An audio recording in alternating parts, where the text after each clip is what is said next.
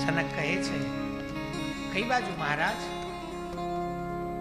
નારદજી થોડી વારે એ પરિસ્થિતિને સમજી અને આંખ ઉગાડીને કહેવા લાગ્યા, ઓહો પ્રભુ, આપને જ શોધતો હતો અને આપ મળી ગયા, પણ કામ ક્યાં ઉતાવળા ઉતાવળા, આના મોઢું કેમ ઉતરી ગયું છે? તમારા જેવા સાધુને આ શોભે?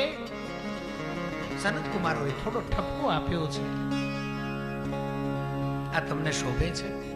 સાધુને વળી ચિંતા છે નહીં, જેણે બધુંય છોડી દીધું છે,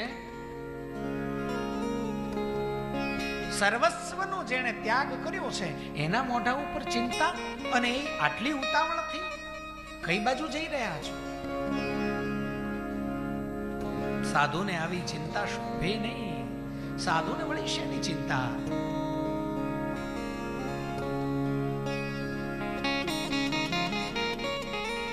પણ જો સંત છે ને, સંત કોને કહેવાય? સાચા સંત કોને કહેવાય?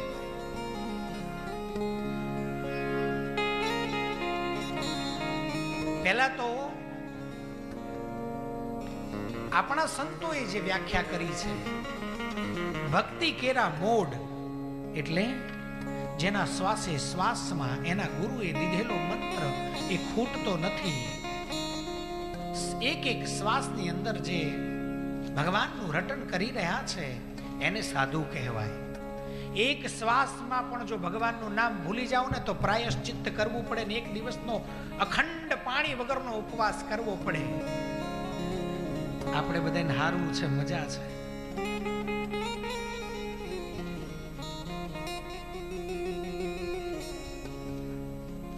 સંન્યાસીનું જીવન બહુ અઘરું છે. સંન્યાસના જે ધર્મ છે બહુ અઘરા છે, એના નિયમ બહુ અઘરા છે. કોઈ ભૌગિક પદાર્થનો સ્પર્શ ન કરાય, સમાજથી એક ડિસ્ટન્સ બનાવવું પડે, એટલે થોડું દૂર રહેવું, જેથી કરી ભગવાનના ભજનમાં વિક્ષેપ ન થાય. એ સાધુ. એવા સાચા રે સંતોની માથે ભક્તિ કેરા મોહ.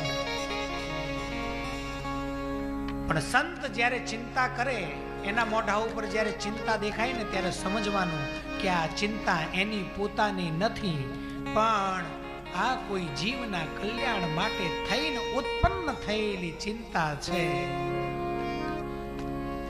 બીજા માટે ચિંતન કરી અને બીજાની ચિંતાને દૂર કરવાનો જે પ્રયત્ન કરે ને એ સાધુ, એ સંત. અને મારા મતે તો બહુ સરળ વ્યાખ્યા છે. સાધુ કોને કહેવાય? કેવી રીતે ઓળખવા કે આ સાધુ છે? બહુ જ એક જ લીટીમાં બહુ સરળ વ્યાખ્યા. જેનું જીવન સાદું એનું નામ સાધુ.